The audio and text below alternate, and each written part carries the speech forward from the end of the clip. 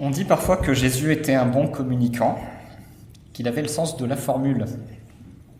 Aujourd'hui, avec notre tendance à utiliser des mots anglais, on dirait que Jésus utilisait des punchlines.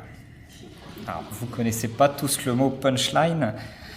Punchline, c'est le mot anglais pour parler de phrases choc, percutantes, destinées à marquer les esprits et à rester gravées dans les mémoires. Moi, je pense que c'est trop vouloir faire de Jésus un homme moderne. Mais c'est d'une soi-disant punchline de Jésus que je voudrais vous parler ce matin. Elle est là.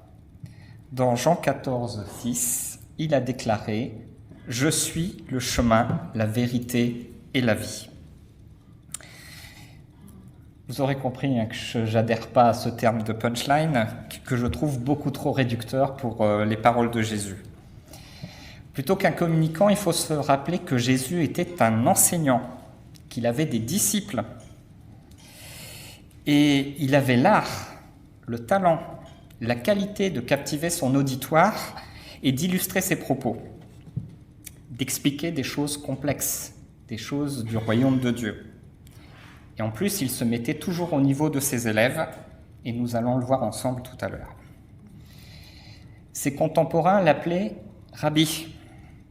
C'est à la fois une marque de respect et une reconnaissance de la sagesse de Jésus et de ses qualités à enseigner.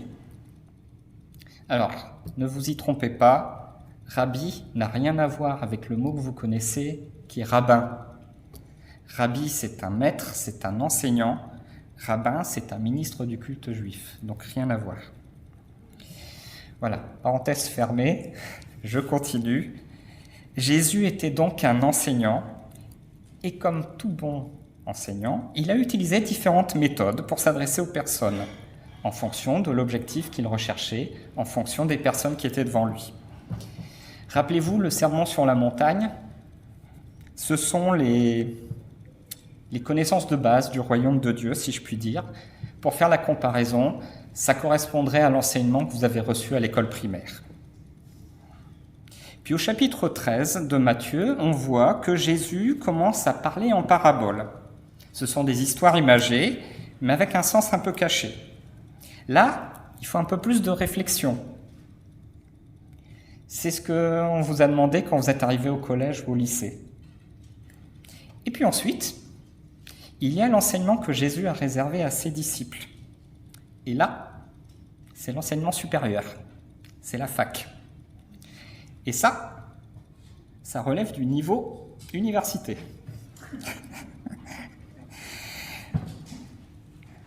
Bon, je mets la barre un petit peu haut, mais justement, l'occasion est d'essayer de comprendre et d'expliquer ce qui se cache derrière ces mots. Alors, comme vous le voyez, on lit ce passage dans l'Évangile de Jean au chapitre 14, et c'est vrai qu'on peut considérer que cette phrase très courte et percutante, elle contient des mots forts, mais vous comprendrez aussi qu'elle intrigue. Pour autant, elle fait partie de ces punchlines à proprement parler, parce que ce sont des phrases qu'on n'oublie pas. On n'oublie pas à tel point que les premiers chrétiens étaient parfois appelés ceux du chemin, ou les disciples de la voie, voie V-O-I-E, plutôt que de les appeler tout simplement les disciples du Christ. Elle fait partie des citations que tout le monde connaît, et parce qu'on la prononce depuis 2000 ans. Alors, pour essayer de faire une comparaison entre ces citations, si je vous demande ce qu'a dit Jules César, après avoir résumé une de ses victoires militaires. Oui ? Veni, vidi, vici. Tout le monde connaît ça. On l'utilise encore aujourd'hui. Pourtant, on a tous oublié dans quel contexte il a raconté ça. Il venait juste de gagner une victoire et puis déclarer ça au Sénat. Alors, pour le chemin, la vérité et la vie, c'est peut-être un peu le même mécanisme et le catéchisme latin a peut-être contribué à faire de cette phrase une phrase célèbre. Si tu nous montres la diapositive suivante, voilà comment ça se dit en latin. Ego sum via et veritas et vita. Vous voyez un petit peu la ressemblance avec la citation de Jules César? 3 mots qui commencent par la même lettre. C'est frappant, c'est percutant. Mais alors si cette phrase de Jésus est si connue, qu'est-ce qu'elle signifie? Est-ce que vous savez, est-ce que vous vous souvenez dans quel contexte Jésus l'a dit et que signifient ces 3 mots? Via, veritas et vita. Eh bien, on va le lire ensemble si vous voulez bien. Et on va commencer un tout petit peu avant le chapitre 14. On va aller dans Jean chapitre 13 au verset 33. Et alors, je vais lire volontairement dans une version que vous n'avez pas. Je vais le lire dans la version seconde de 1910. C'est pas grave. Vous allez voir après pourquoi. Mais vous allez, au moment où on va arriver au verset 6, relever tout de suite la différence entre ce que je vais lire et ce que vous avez dans vos Bibles. Mes petits enfants, donc Jean chapitre 13 et verset 33. Mes petits enfants, je suis pour peu de temps encore avec vous. Vous me chercherez, et comme j'ai dit aux Juifs, vous ne pouvez venir où je vais. Je vous le dis aussi maintenant. Je vous donne un commandement nouveau. Aimez-vous les uns les autres, comme je vous ai aimés, vous aussi aimez-vous les uns les autres. À ceci, tous connaîtront que vous êtes mes disciples, si vous avez de l'amour les uns pour les autres. Simon-Pierre lui dit « Seigneur, où vas-tu » Jésus répondit « Tu ne peux pas maintenant me suivre où je vais, mais tu me suivras plus tard. » « Seigneur, lui dit Pierre, pourquoi ne puis-je pas te suivre maintenant? Je donnerai ma vie pour toi. » Jésus répondit, « Tu donneras ta vie pour moi. En vérité, je te le dis, le coq ne chantera pas que tu ne m'aies renié 3 fois. » Puis au chapitre 14, « Que votre cœur ne se trouble point. Croyez en Dieu et croyez en moi. Il y a plusieurs demeures dans la maison de mon Père. Si cela n'était pas, je vous l'aurais dit. Je vais vous préparer une place. Et lorsque je m'en serai allé, et que je vous aurai préparé une place, je reviendrai et je vous prendrai avec moi, afin que là où je suis, vous y soyez aussi. Vous savez où je vais, et vous en savez le chemin. » Thomas lui dit, « Seigneur, nous ne savons où tu vas. Comment pouvons-nous en savoir le chemin ?» Jésus lui dit, « Je suis le chemin, la vérité et la vie. Nul ne vient au Père que par moi. Si vous me connaissiez, vous connaîtriez aussi mon Père. Et dès maintenant, vous le connaissez et vous l'avez vu. » Philippe lui dit, « Seigneur, montre-nous le Père et cela nous suffit. » Jésus lui dit, « Il y a si longtemps que je suis avec vous, et tu ne m'as pas connu, Philippe? Celui qui m'a vu a vu le Père. Comment dis-tu, montre-nous le Père? Ne crois-tu pas que je suis dans le Père et que le Père est en moi? Les paroles que je vous dis, je ne les dis pas de moi-même. Et le Père qui demeure en moi, c'est lui qui fait les œuvres. Croyez-moi. Je suis dans le Père, et le Père est en moi. Croyez du moins à cause de ses œuvres. » Alors, si vous avez une version second 21, vous aurez constaté que le verset 6 est indiqué comme « C'est moi qui suis le chemin, la vérité et la vie ». Si vous avez une version Semeur, il est écrit « Le chemin, c'est moi, parce que je suis la vérité et la vie ». Alors, dans les 2 cas, les traducteurs ont évité le « je suis ». Bon, il ne faut pas trop s'en étonner. C'est une spécificité, en tout cas de mon point de vue, parce que je ne l'ai jamais trouvé ailleurs dans aucune autre langue, une spécificité française, tout simplement pour éviter la confusion entre « je suis » du verbe être et « je suis » du verbe suivre. Mais c'est tout. Moi, j'ai conservé la version classique pour que vous puissiez faire la comparaison entre le français et le latin, mot pour mot. Et puis, il y a la version en français courant, nouvelle version, qui dit « Moi, je suis le chemin, c'est-à-dire la vérité et la vie. » Dans ces traductions-là, les traducteurs viennent remettre un petit mot supplémentaire et je me permettrai de reprendre la formule très juste de notre pasteur, traduire, c'est choisir. Et là, en l'occurrence, quand vous voyez dans vos traductions le mot parce que ou le mot c'est-à-dire, c'est un choix des traducteurs un peu contestable parce qu'ils ne l'expliquent pas. Si tu projettes la 3e page, cette fois-ci, vous voyez la version grecque. La version grecque dans laquelle l'évangile de Jean a été écrit. Ce n'est pas une traduction. L'évangile de Jean a été écrit en grec, avec mon accent grec parfait. Odos, kai haletelia, kai zoé.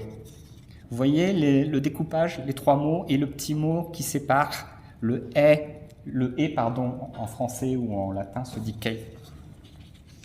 Bon. Après cette mise en contexte, revenons à l'histoire et aux propos de Jésus. Jésus est en train finalement d'annoncer à ses disciples qu'il est au milieu d'eux pour peu de temps. Ils sont dans la chambre haute, vous savez, ils sont en train de prendre la scène, le dernier repas de Jésus. Il a donné un morceau de pain à Judas pour montrer que Judas allait le trahir. Et Judas a quitté la pièce, donc ils ne sont plus que 11. Puis dans son enthousiasme, Pierre ne veut pas que Jésus les quitte. Il se dit prêt à donner sa vie pour rester auprès de Jésus. Et alors là, la réponse de Jésus à Pierre crée un énorme trouble. Le coq ne chantera pas que tu ne m'aies renié 3 fois. On imagine le trouble de Pierre, mais aussi le trouble des autres disciples. Comment est-ce possible ? Parce que ce qu'a dit Pierre, les autres l'auraient certainement dit également. Comment Pierre ou nous-mêmes pourrions-nous trahir Jésus ? Alors avec beaucoup de douceur et avec beaucoup de sagesse, Jésus continue à les enseigner.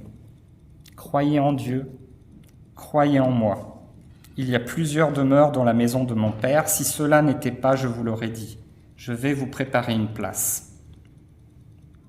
Alors est-ce que ça suffit à les rassurer ? Est-ce qu'ils comprennent mieux que ce que Jésus veut leur expliquer ? Je ne crois pas. Les paroles suivantes de Jésus viennent à nouveau créer du trouble chez les disciples. Vous savez où je vais, et vous en savez le chemin. Thomas, le pragmatique, le terre-à-terre, celui qui a besoin de voir pour croire, va se faire le porte-parole de ses amis et poser la question « Seigneur, nous ne savons où tu vas. Comment pouvons-nous en savoir le chemin ?» Et c'est à cette question que la punchline de Jésus sort. « Je suis le chemin, la vérité et la vie. Nul ne vient au Père que par moi. » Alors ça n'arrange rien, hein ? Ça n'arrange rien. Philippe rajoute une couche. « Seigneur, montre-nous le Père et cela nous suffit. » Les pauvres disciples, imaginez-les, ils sont complètement perdus. Ils ne comprennent plus rien du tout. Ils ont passé des années à suivre Jésus, à écouter son enseignement. Et là, 24 heures avant que Jésus les quitte, qu'il ne meure, ils sont perdus, ils ne comprennent plus rien du tout. Vous, membres de l'église de Joinville-le-Pont, vous avez peut-être en tête la newsletter de notre pasteur que vous avez reçue mardi. Et vous aurez fait le rapprochement, peut-être, avec le psaume 25. Alors, pour ceux qui n'ont pas lu la newsletter, pour ceux qui nous regardent sur YouTube, voici un extrait du psaume 25. « Seigneur, fais-moi connaître le chemin à suivre.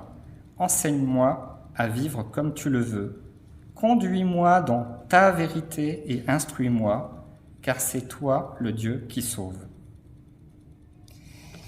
Jésus vient tout simplement de répondre à cette question que les Juifs se posaient depuis très longtemps, de savoir comment connaître le chemin qui mène à Dieu. Jésus leur répond, et les disciples, ils passent à côté. Et vous, comment comprenez-vous ces paroles? Quelle signification donnez-vous à ces 3 mots? Puisque vous n'êtes pas juif, vous n'avez pas nécessairement cette référence au questionnement des Juifs. On va essayer d'y voir plus clair. Il est d'abord question de chemin. Et s'il est question de chemin, il est aussi question de destination. Un chemin n'a de sens que s'il mène quelque part. Et on ne marche, on ne chemine que pour aller quelque part. On avance dans nos vies parce qu'on veut atteindre une destination. Alors la première question qu'on doit se poser, c'est où allons-nous? Ce n'est pas une question facile. Et les disciples ne se l'étaient certainement jamais posée. Ils cheminaient avec Jésus, ils suivaient Jésus et ils ne se posaient pas de questions. Donc les voilà perdus. Quand Jésus leur annonce qu'il va les quitter, ils ne veulent qu'une chose, c'est rejoindre Jésus à nouveau. Et si Jésus va quelque part sans eux, logiquement, ils veulent savoir où aller pour le rejoindre. Peu importe où il va, ils veulent juste retrouver Jésus. Et comme ils n'ont pas compris, pas encore, où va Jésus, ils s'interrogent sur le chemin. Je vous parlais tout à l'heure d'enseignement supérieur, parce que Jésus, il est en train de passer les dernières heures avec ses disciples, il attend d'eux un peu plus de maturité, un peu plus de réflexion. Il a fini son enseignement. Normalement, les disciples sont censés avoir tout compris. Même si vous avez remarqué qu'il les appelle encore petits-enfants. Jean-Marc nous disait qu'on est amené à devenir des prêtres, mais on reste quand même des enfants. On le retrouve ici, justement. Que répond Jésus? Vous savez où je vais, et vous en savez le chemin. Ils sont censés déjà voir la réponse. Et pourtant, c'est pas si compliqué que ça. Il venait juste de dire « Il y a plusieurs demeures dans la maison de mon Père, je vais vous préparer une place. » Bon, je ne sais pas si tous avaient bien compris que Jésus allait rejoindre Dieu et leur préparer une place. En tout cas, il y en a un qui ose prendre la parole. C'est Thomas. Vous vous souvenez, lorsque j'ai prêché sur Nicodème, j'ai utilisé un proverbe chinois. Et bien là, je vous le ressors, le proverbe chinois. Vous vous en souvenez pas? Celui qui pose une question est bête 5 minutes. Celui qui n'en pose pas l'est toute sa vie. Et bien Thomas, il a peut-être été bête, s'est senti bête à poser une question comme ça à Jésus. Mais il a eu raison de le faire. Et c'était aussi un enseignement pour vous, hein. Deuxième parenthèse, si vous ne comprenez pas certaines choses du plan de Dieu, ne les gardez pas pour vous. Posez des questions. Il n'y a pas de questions bêtes. Et il y aura toujours des gens dans l'Église pour vous aider à y répondre. Alors moi, je reviens à ma question. Où allons-nous? Où allez-vous? Quelle est votre destination? Y a-t-il véritablement un seul chemin pour y aller? Notre destination finale devrait être la maison de Dieu. Je ne parle pas de l'église de Joinville ou d'une autre église. Je parle du lieu céleste où Dieu réside, là où Jésus va nous préparer une place. Ce n'est pas un lieu physique. Il n'est pas fait de rues, de maisons. Dieu est esprit. Et donc c'est assez compliqué d'imaginer où Jésus allait et où nous devrions nous aussi avoir envie d'aller. En tout cas, vous aurez compris que ce chemin, ça n'est pas une route goudronnée que l'on pratiquerait en voiture ou à pied.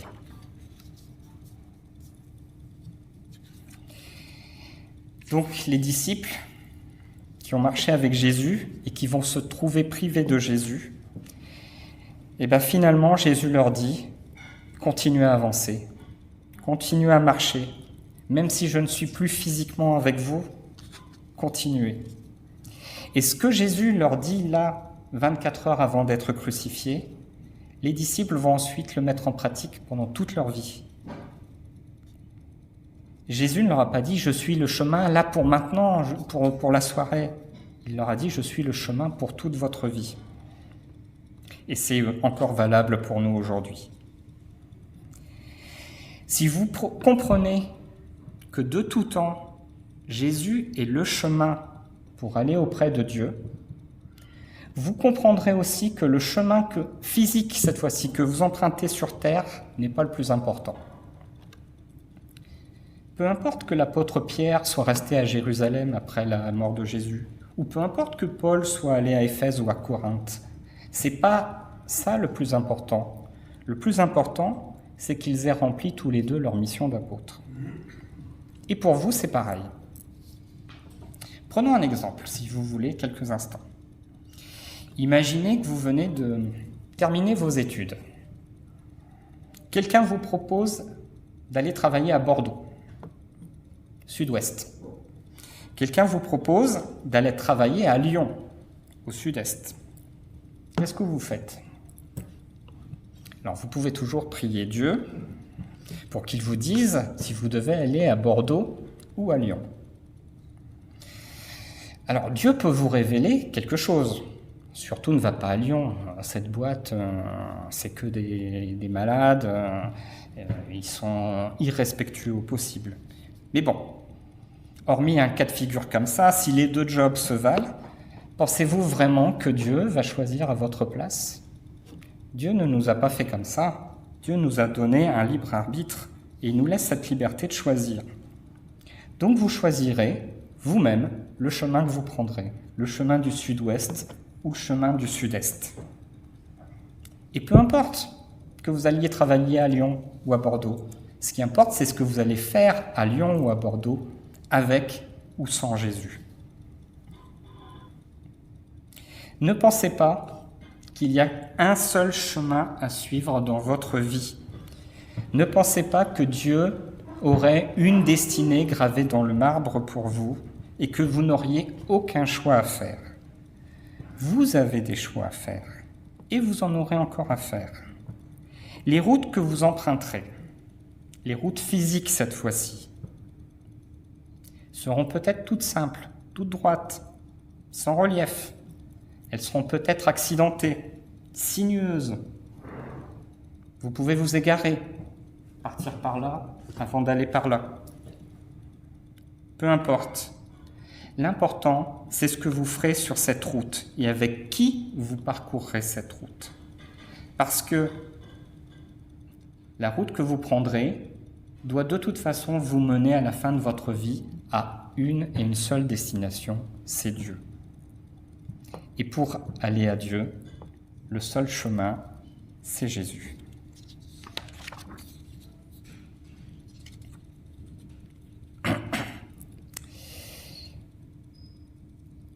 J'ai beaucoup parlé de Thomas, je voudrais parler encore un instant de Philippe.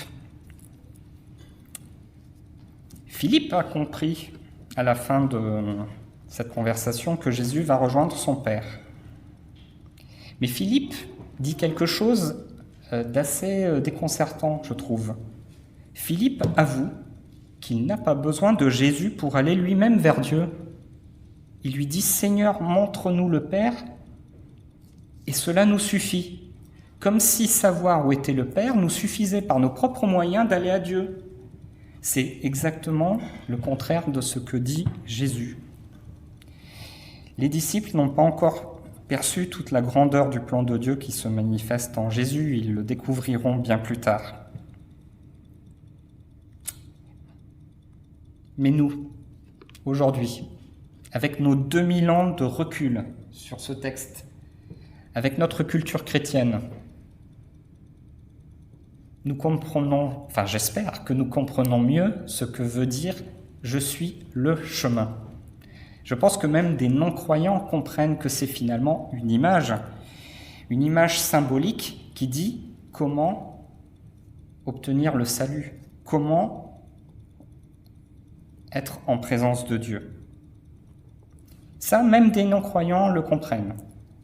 La différence, c'est qu'ils considèrent que Jésus, c'est le personnage central de la religion chrétienne.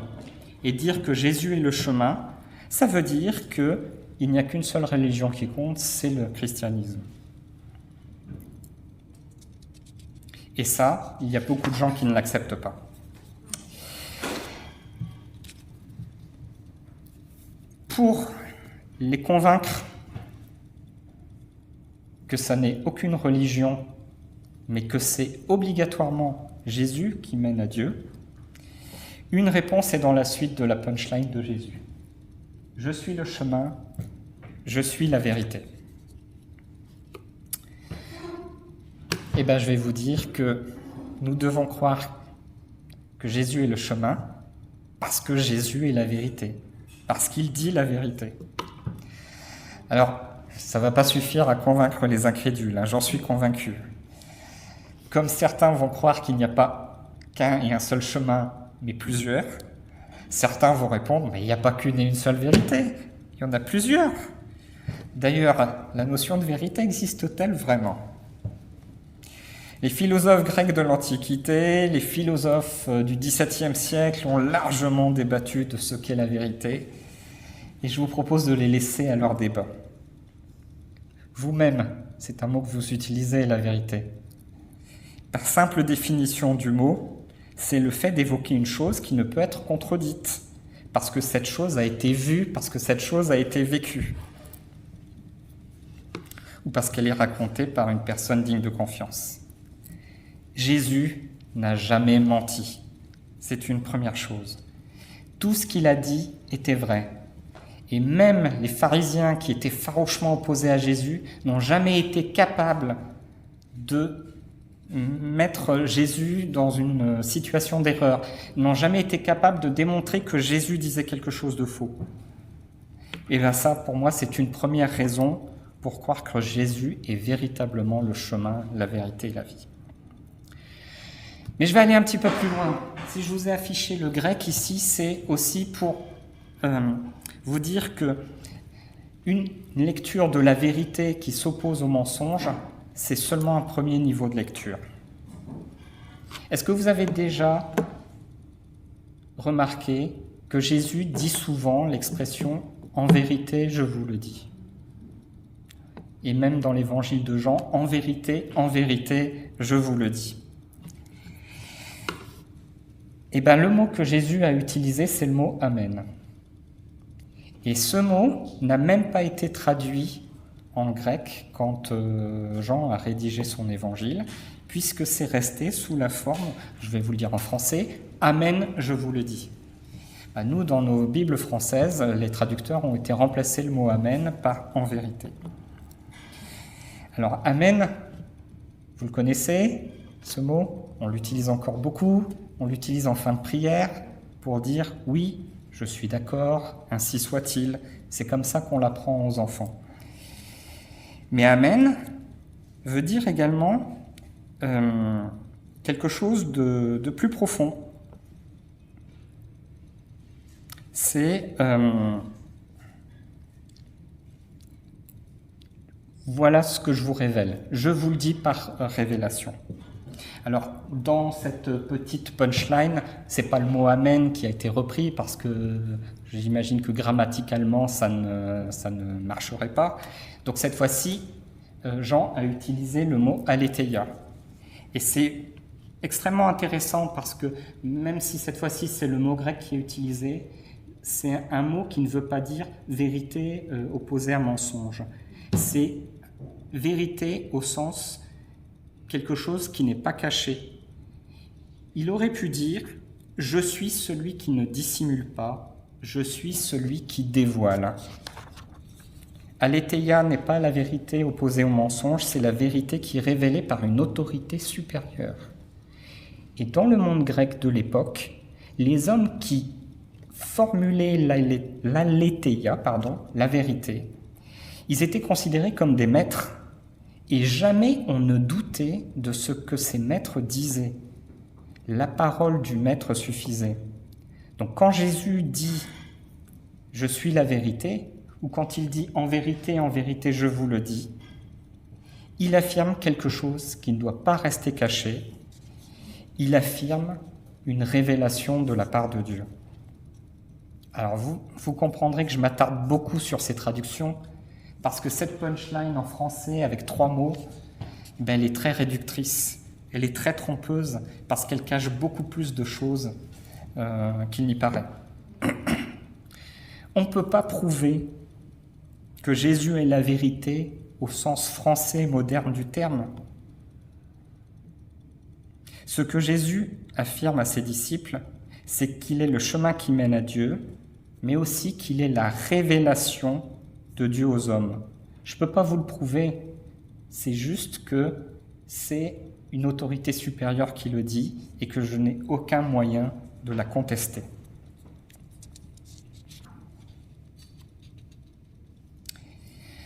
Alors, vous comprendrez que les disciples, à ce moment-là, sont à milieu de comprendre tout ce qu'est en train de leur dire Jésus avec ces quelques mots. Et pourtant,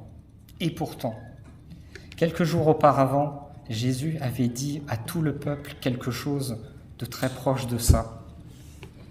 On le lit au chapitre 8, juste un petit peu avant, dans l'évangile de Jean. Il avait dit à toute la foule, « Je suis la lumière du monde. Celui qui me suit ne marchera pas dans les ténèbres, il aura la lumière de la vie. » Le 3e volet de cette punchline de Jésus, c'est la vie. Au chapitre 8 de Jean, vous avez vu qu'il était déjà question de marcher sur un chemin et guidé par la lumière qui était Jésus. Finalement, on retrouve les mêmes notions ici. C'est pas le mot lumière qui est utilisé, c'est le mot vérité, mais tout ça, c'est pour exprimer que Jésus nous révèle qui est Dieu pour que nous ayons la vie. Finalement, tout se tient. Chemin, vérité, vie. Et je comprends mieux, a posteriori, pourquoi certains traducteurs ont voulu aller mettre des mots supplémentaires. Je suis le chemin, c'est-à-dire la vérité et la vie. Ou le chemin, c'est moi parce que je suis la vérité et la vie. C'est quoi cette vie dont parle Jésus ?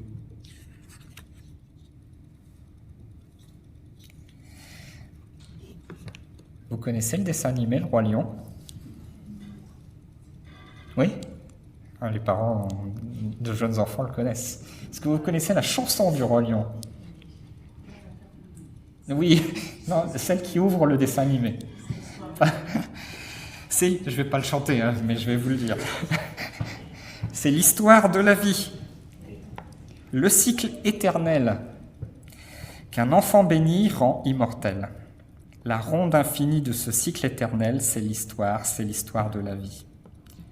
La vie dont parle Jésus, c'est plus que notre vie individuelle, c'est cette vie éternelle pour tous.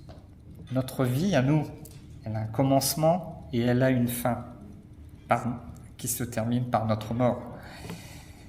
La vie dont parle Jésus, c'est une vie éternelle,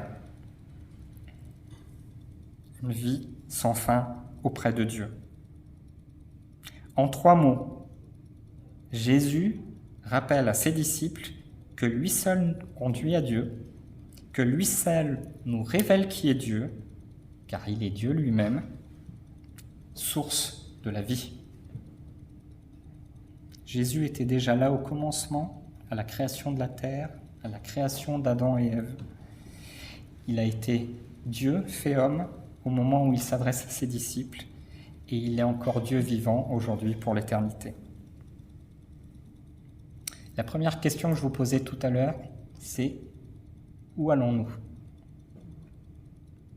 La question que je vous pose juste après, c'est « Pourquoi y allons-nous » ? Jésus nous le dit, « Il y a plusieurs demeures dans la maison de mon Père, je vais vous préparer une place. » Pourquoi nous préparer une place ? Eh bien pour que nous aussi nous ayons la vie éternelle, pour que nous aussi nous soyons avec Jésus et avec Dieu. Et tout ça parce que Dieu nous aime Il veut nous offrir la vie et nous libérer de la mort. La question, c'est pourquoi voudrions-nous la vie éternelle? Ça ne vous intéresse pas? La vie éternelle auprès de Dieu? Quand je vois tous les efforts que l'homme fait depuis toujours pour repousser la mort, pour préserver sa jeunesse, je pense qu'au fond de nous tous, oui, nous aimerions vivre éternellement. Vous n'êtes pas d'accord? Alors, vous voulez vivre éternellement ici, sur Terre, avec la souffrance, la maladie, les disputes, les conflits, les guerres? Vivre éternellement dans un monde de péché? Ou est-ce que vous préférez la vie éternelle avec Dieu, avec une promesse de vie dans la paix, la joie, l'amour, une vie éternelle sans souffrance, sans maladie, sans dispute, sans guerre, bref, une vie libérée du péché originel? Je vais vous laisser avec toutes ces questions et je vais vous laisser choisir. Je vais revenir à mon introduction. Jésus, bon communicant ou bon enseignant? À votre avis? Quoi qu'il en soit, en 3 petits mots, Jésus résume la bonne nouvelle qu'il est venu annoncer au monde. Jésus est Dieu fait homme, pleinement Dieu et pleinement homme. Il est le chemin. À travers lui, nous avons accès directement au Père. Il est la vérité. À travers lui, nous découvrons le Père. Et il est la vie. Avec lui, nous aurons une demeure auprès du Père et ne nous mourrons pas. Je vous laisse avec toutes les questions que je vous ai posées. Je vous laisse y réfléchir parce que c'est ce que Dieu attend de vous. Que vous réfléchissiez, que vous preniez connaissance de sa parole et que vous cherchiez à en comprendre la signification.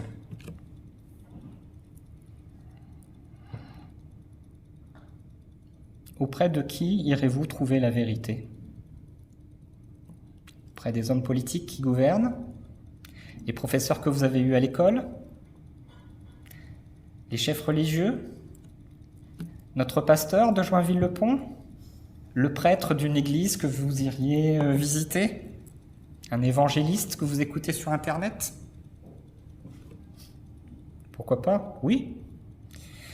Si et seulement si, ce que ces gens-là vous disent, comme moi ce matin, n'est ni plus ni moins que ce que Jésus a dit il y a 2000 ans. Si cet enseignement est conforme à celui de Jésus. Alors, pour conclure, n'écoutez pas bêtement ce qu'on vous dit. Mettez-le toujours en face de la parole de Dieu. Et donc, pour faire ça, en tout cas, c'est ce que moi j'ai essayé de faire ce matin avec cette punchline. C'était de vous inciter à réfléchir, de mettre mes propos en face des paroles de Jésus. Et pour conclure, si Jésus a dit cette punchline, vous savez qu'il en a dit quelques autres qui y ressemblent beaucoup. Il a dit aussi « Je suis le pain de vie ». Réfléchissez une fois chez vous à ce que ça veut dire. Ce sont ces paroles qui nous nourrissent chaque jour. Il a dit aussi « Je suis la lumière du monde »,« Je suis le bon berger ». Réfléchissez à ce que ces paroles veulent dire. En tout cas, ce sont elles qui doivent nous guider chaque jour.